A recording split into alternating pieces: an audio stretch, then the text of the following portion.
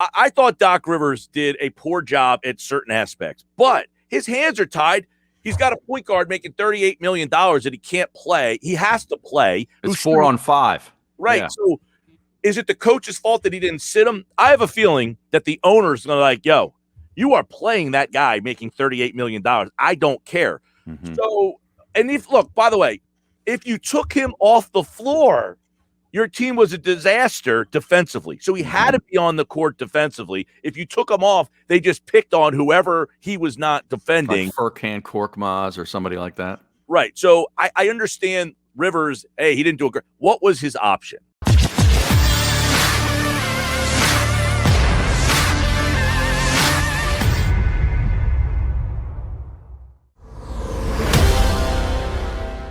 And we're back, hour number 2 on the middle, right here live on the JAKIB Media YouTube channel. And we start off hour number 2 with Mr. Atlantic City. All right, he is the mayor of Atlantic City. He's a huge sports guy. I mean, this guy talks all sports. He still follows baseball. God love him for that. And he used to work with Barrett. Barrett used to work with Mike. So Mike Gill from 97.3 ESPN joins us on the show. What's up, Mike? Gentlemen, I'm doing great. It's fantastic to see you. I can see you because I'm wearing glasses. I don't typically wear glasses, only to see. I only need glasses to see this screen in front of me. Any other time, I don't need them. Isn't that weird? Is that right? I don't need any other. The screen is like the distance from my seat to this screen makes me have to wear the glasses. Other than that, I don't need them.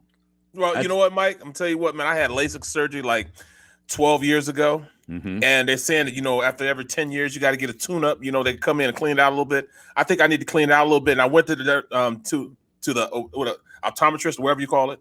I go see him. I said, you guys need to clean up. He said, no, you just got old eyes now. So evidently I need this glasses because I got old eyes now. So they can't fix them a second time. It's only a 10-year run and that's it? No, they can fix it. But it's just saying, you really don't need it. You have, almost 20/20 vision, but you just need, you just got old eyes now. So you might need to read books and things of that nature, man. But hey, you're just getting old, man. I'm like, all right, I'll take it. Part of it. Yep. I was about to get my corned beef special to start, but I forgot.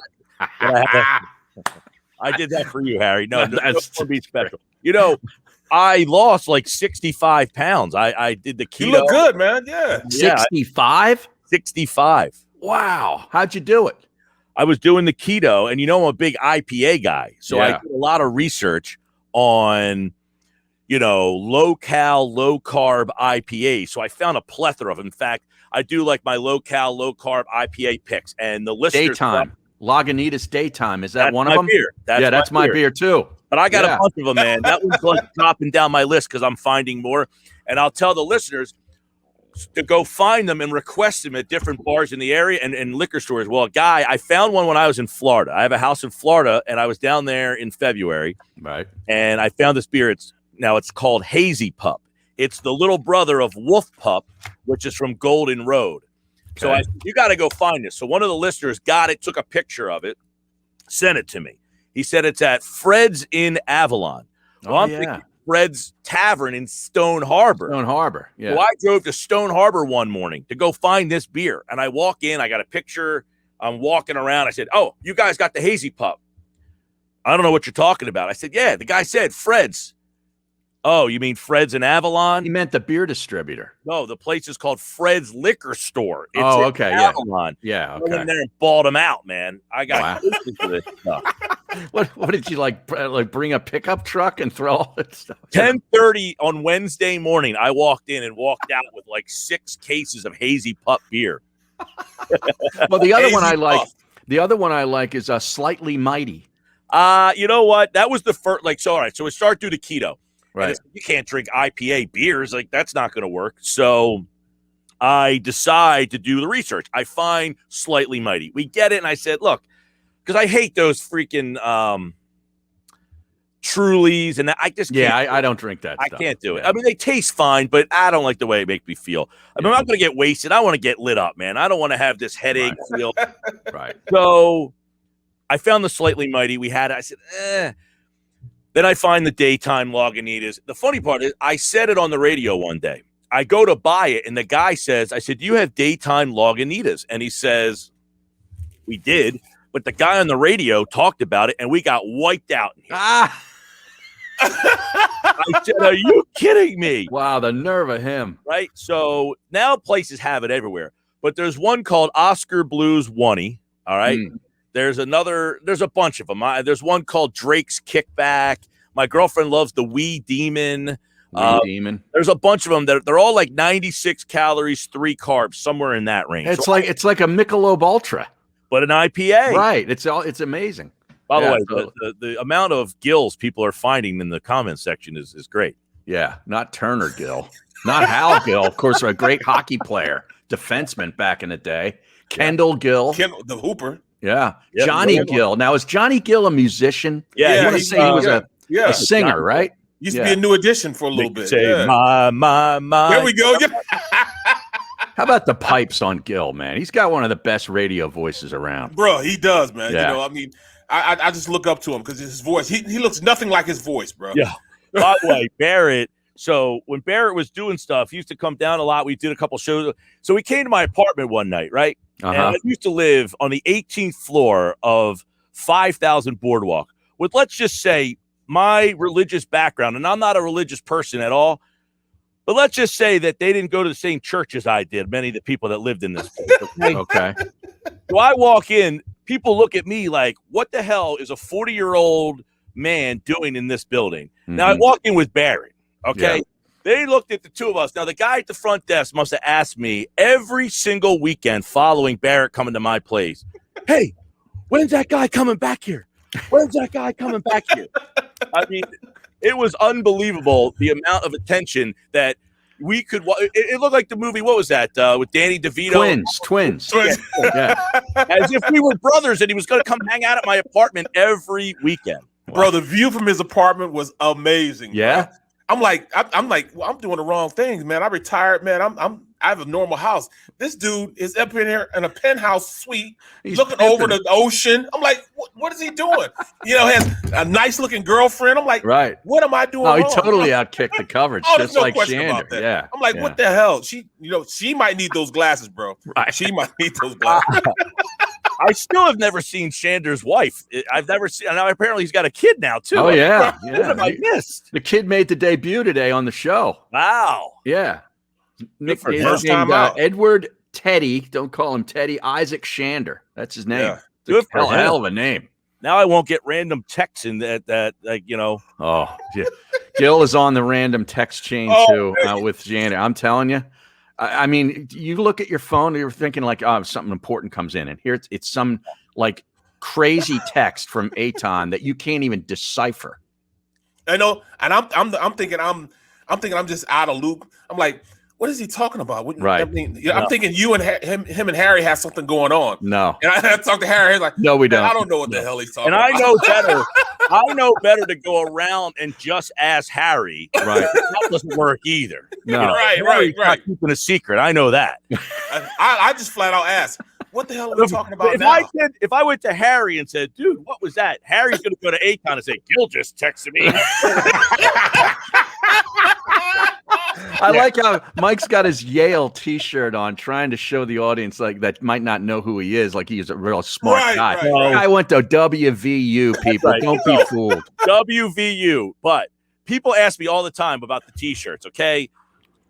Every campus I have visited, I have a T-shirt from those campuses. So I was in New Haven. I went to visit Yale. Hence, I have the T-shirt. Like, I had a Vanderbilt T-shirt on the other day, and the guy on the air with me happened to be from Nashville. He's like, oh, Vanderbilt. I said, I visited the campus. I didn't go there. Exactly. So that's the story. I have all of these random college T-shirts that I just kind of. I do the same thing. You know what? I do college football on the weekends, and wherever I go, I grab a T-shirt. But I grab a T-shirt not that because I can't find any T-shirts I can wear, but I get them for like my daughters and let them wear it. You know, so like they wear it to work. You know, like I got Alabama, Texas A&M, you know, I just grab the T-shirts because I'm there and just, you know, just as a keepsake. So when they mess it up, I'm gonna take all my T-shirts and make a big collage on my wall on everywhere I've been and play and broadcast the game. Yeah, so that is the genesis of the T-shirt. It's not that I'm trying to suggest to your listeners that I went there. No, I am a proud WVU alum. Yes, he is. Along with Kevin Kincaid, who makes his appearance on the show quite often. A lot of us. Yep, there's a lot of us out there. Now, we will have to talk some sports because I know you've had some people on your show this week regarding the Sixers and what to do with Ben Simmons. What is the new Ben Simmons report that just came out? There is? It literally came out at 12:58. A Woj bomb. Oh, wow. Yeah.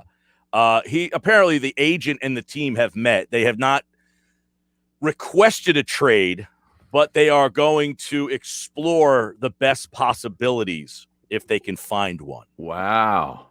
That is big news. That is huge news. Now, do you have the share feature on your StreamYard here? I could bring it up on the screen. Well, I don't have that. Xander, our producer, has that ability, but I wouldn't know how to do it from here. I'm looking at Woj's tweet. The Sixers remain committed to working through Simmons' shooting issues this summer, especially free throws. Doc Rivers and Simmons met to discuss plans for moving forward together, per sources. And he goes on to say ESPN sources discussions on Ben Simmons' future with the Sixers started in Chicago this week, including Clutch CEO agent Rich Paul and franchise's front office. No trade request was made, but talks will continue.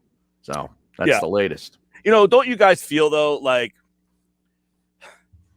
you're a business owner, okay? If you own a business, this whole season was, okay, I'll wait until I'll believe it when I get to the playoffs. Mm-hmm. Yes. You go through another 82-game season where your regular season is deemed useless. Like, that's not a great business model that the whole fan base is like, you could go 72-win team. You could break the record and be like, I'll believe it when I see it in the playoffs. There's nothing they can accomplish in the regular season with this core that will make us change our mind, right? No, you're right about that. And throw Doc Rivers in there too. Because I mean, how many times now his resume keeps building of blowing, playoff series when he has the lead. Yeah, we're talking about, substantial leads too, over 20 points, and you lose in the fourth. If you're 20 points up with 10 minutes left in the fourth, that should be an automatic win. Yeah. You should step on their neck in the like, I don't like to twist but I used to be, people thought I was on the Brett Brown payroll, and I'd be like, it's not Well, Brett you were. Brown. Bro, it's not like it was Brett Brown who was blowing these leads. Everybody's doing it. The Sixers, quite frankly, with Brett Brown, weren't good enough. That's the problem. Yeah. Right. Now he's gone, and we're seeing that this core group of guys, I thought Doc Rivers did a poor job at certain aspects, but his hands are tied.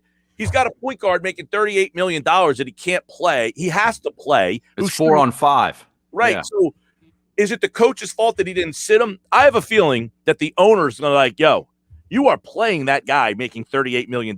I don't care. Mm-hmm. So, and by the way, if you took him off the floor, your team was a disaster defensively. So he had to be on the court defensively. If you took him off, they just picked on whoever he was not defending. Like Furkan Korkmaz or somebody like that. Right. So I understand Rivers, hey, he didn't do a great. What was his option? What's right. Option? You know what I mean?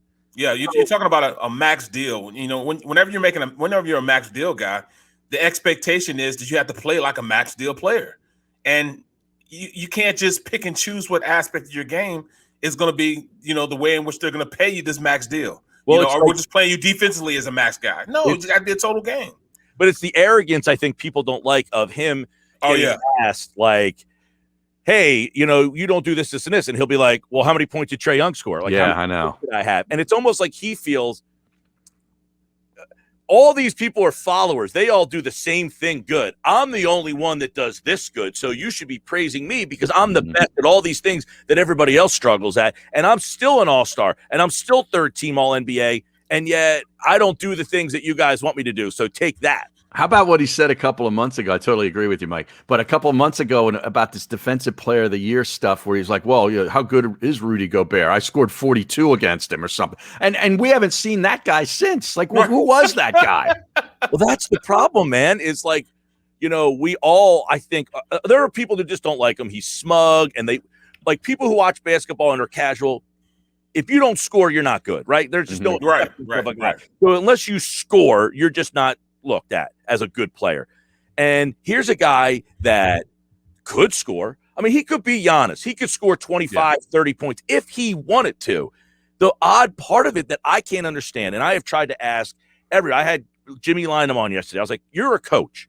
How could you see this guy? Have you watched Yaron Weitzman was on the other day. He wrote that article about the conversation that he had with Ben Simmons, asking him point blank, why don't you shoot?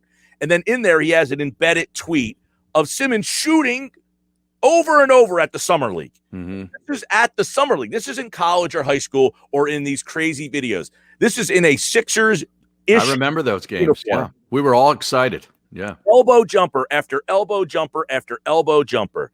If you are the coach, Jimmy Lynam, how do you not walk up to and say, what? Where did that go? And no answer. No one has an answer to that question. And quite frankly, we ran Markelle Fultz out of town because of the same thing. And Simmons has been given now 4 years, and now he's about to be the precipice of being Markelle Fultz. Yeah. It's really amazing. Long story long, we just got to, go through another year with them. There's no way that I don't think they're going to be able to trade him. And I say this the same way that I'm saying it about Carson Wentz. Yeah, right. How'd that go? How'd that work out? You're in this point where what's his value right now anyway? I mean, unless they get blown out of the water, you almost have to keep him. Hope that he regains some sort of focus, and then halfway through the season, you can revisit like, hey, look, he's fixed. Right. And at that point, you might want to keep him anyway. But what's the difference? You're going to get pennies on the dollar now or pennies on the dollar then? Yeah. Well, Mike, it's sports psychology, man. And, and a lot of guys really don't understand that it's good to talk to somebody that can help you out with your mindset.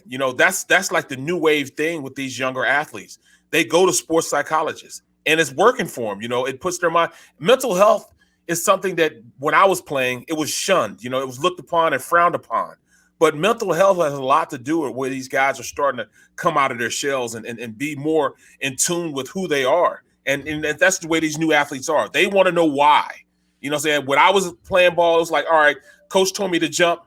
I wouldn't even say how high. I just started jumping. Mm-hmm. These players, you tell them to jump, they're like, well, why do I have to jump? What for? They want an answer for things. You know what I'm saying? So he needs to go see a sports psychologist. That's part of the thing, though. Like, we get on the coach a lot. And I'm a big, hey, it's a players' league. The coach only has so much of an impact. Like, they have a role. They have an impact. But I don't put them – I'm not the guy that's like, Brett Brown lost this team every single game. No, he didn't lose them every single game. I'm sure Brett Brown said to Ben Simmons, I need you to shoot more. He just doesn't do it. The culture of the players now running, like the article that Weitzman wrote in there, it mapped out that Brown had his coach with him. He was shooting 70% from the free throw line his rookie year in the playoffs. 70. Yeah. He's down to 33. So Brown says, this is what we're going to work on this offseason. Free throw shooting, getting to the line, and shooting was somewhere down here, but free throw shooting was number one. And his agent said, nah, he's going to go work with his brother. Have a nice summer. Like, that's the culture that I'm the team, and I'm paying you $38 million. I'm saying, no. You're staying at PCOM. Right. We're going to turn the air conditioner off, and you're going to shoot jumpers. Yeah, they still do whatever they want. It's amazing. You're absolutely right. That is the major root of the problem. Right. But I know you're still in on the playoffs because you're a true sportsman like we are. What do you think of this Atlanta Hawks team, man? I mean, this Trae Young is just a superstar. I love him. I actually, at the beginning of the series, felt like they were going to give the Sixers problems. I like that team a lot. I watched him at Oklahoma, and you just marvel at the shots that he makes.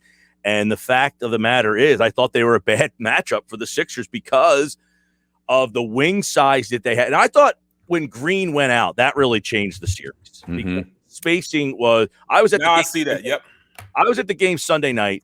They would have a guy in the corner, George Hills, Matisse Thybulle, Shake Milton, whoever it was, and Atlanta didn't care at all. They just sagged off that corner, and it cut off a lot of what Embiid, the openings that Embiid was having were kind of cut off because that other guy was now coming down. I like that team a lot, and I think he has gone from obviously star to now superstar. Yep. I mean, just unbelievable. And even in the game against the Sixers when he didn't shoot well, he shot well when it mattered the most. 5 for 23, but he hit that big one with about 2.5 to go. And that's the mark of that's the mark of a superstar. Is I'm going to keep shooting. I'm not. And look, he had 48 points. Great. He had 11 assists. People don't realize he averages almost 10 assists a night. So I'm all in on that. I actually said yesterday, I think that one's going 7, and I wouldn't be surprised. They're 6-2 on the road. I know, it's amazing. New York and Philadelphia. You think going to Milwaukee is going to bother them? Not at all. Not at all. And that Collins guy, I like the moxie he's got. He's tough. They got some stones, man. They got stones, man. The difference in all their series is Collins and Capella tenacious on the offensive glass. The next offensive rebound that Joel Embiid gets will be his next. Right? I mean, those guys go after it and get it. That's their role. And the Sixers don't have that guy that's, we were talking about this yesterday. The guys, the position that got squeezed out of the league with the new thing is like the Charles Oakley, the Anthony Mason. The enforcers, yeah.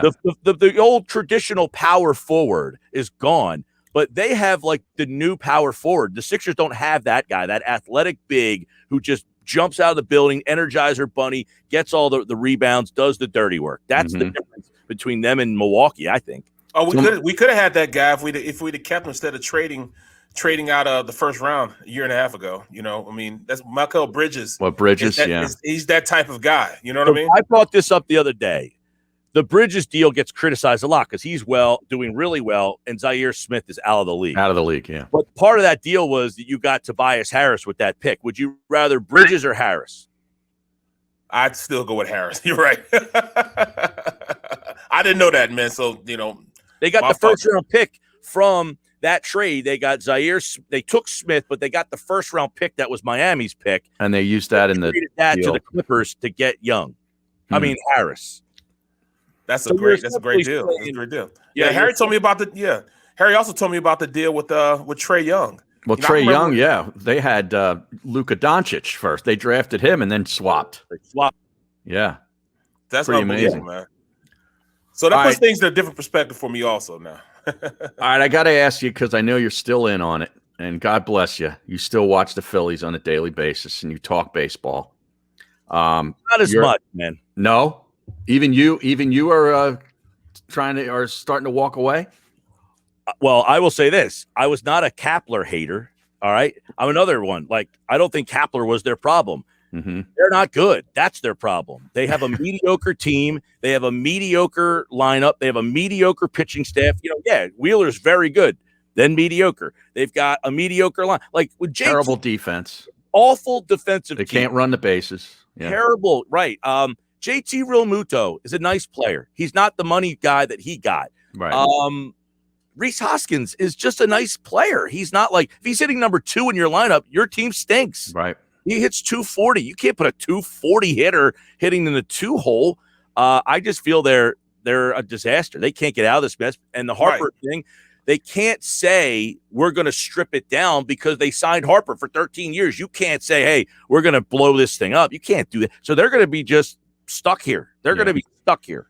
You know why they're going to be stuck here. They never develop a young player. Either. That's what I'm saying. That's what I say. They're farm league, or lack thereof. I mean, there's no farm league now, but I mean, AAA, they don't have anybody in the waitings. The reason why they won in 2008 because those young guys manifested themselves at the right time and they brought them up at the right time, man. Tommy left, they got Tommy out here, and look what happens then. The big piece comes. Those are all things that they develop, you know what I'm saying? Homegrown stuff. That's how you build teams, from homegrown talent. And they're not doing that. They're not doing it. And it causes you to spend too much money. Yep. You spent too much money on Segura. You spent too much money on Gregorius. You spent way too much money on McCutchen. You spent too much money on Harper. You spent too much money on Real Muto. And because of that, you don't have enough salary flexibility to do the things you want to do. You have Bohm, okay. You've got Hoskins, not good enough. You've got Herrera, okay. Other than that, I mean, the team's just mediocre all over the place. Look, the whole I was watching them. And then they went on the West Coast trip. The Sixers went to the playoff. They played on Peacock, and then I just kind of bailed. Yeah, the last weekend, it was the Giants series was on Peacock. Yep. Yeah. And I said, look, Joe Girardi won a World Series. The Phillies fans want him out. He's horrible. He's the worst. Gabe Kapler was the worst. He's now got the best team in baseball. It's crazy. So these people always want to blame the manager. They want to blame the coach. The Sixers have had 5 GMs, 2 coaches now, and it's always Brett Brown's fault. Doc Rivers. Same with the Flyers. They're not good enough. That's their problem. It's Same not the coach's fault. It's not the GM's fault. They're not good enough. Well, the that's Flyers. scouting though. Yeah. That's upper level, advanced scouting. Yes. What's up with the scouting department? It Same was thing with the Eagles. Clintek's fault. It was Clintek's fault. Well, it really was. And speaking of the Flyers, since I just brought them up, AJB on the stream points out that the Kraken, the new team in the NHL, has hired Dave Hackstall, former Flyers head coach, as their head coach. Wow. It was his fault too. Yes. We appreciate this, Mike. It's been great catching up with you, man. Now, where can people find you outside of Twitter at the Mike Gill Show, right? Yeah, at Mike Gill Show. I'm on the air 2 to 6 on the same platform. You can find me on YouTube. You can watch the whole show every day from 2 to 6. How's Josh doing? He's sitting right there listening to this. Yeah. Yeah. I see his weightlifting videos on Instagram, man. Guy's a beast. Yep. Leg day. I think it's today, right? Leg day. He said yesterday. It was leg day. I don't have those leg days anymore. I just have hat days. Right. All right, Mike. Thanks so much, man. We'll keep in touch. All right, guys. See you. All right, there he is, Mike Gill, the mayor of Atlantic City. He's still that dude, man. He's still that dude, bro. Absolutely. Yeah. So how about that? Dave Hackstall back in the league as the head coach of the new team in the NHL, the Seattle Kraken. That might be the best thing for him because, man, he's a motivator of men, man. He definitely does that. He can get those guys going. Oh, he was actually an assistant since he left the Flyers with the Toronto Maple Leafs. That's where he was most recently. If you missed any of today's show on the JAKIB Media channel, listen to the podcast on your way home. Available on YouTube, Apple, and Spotify.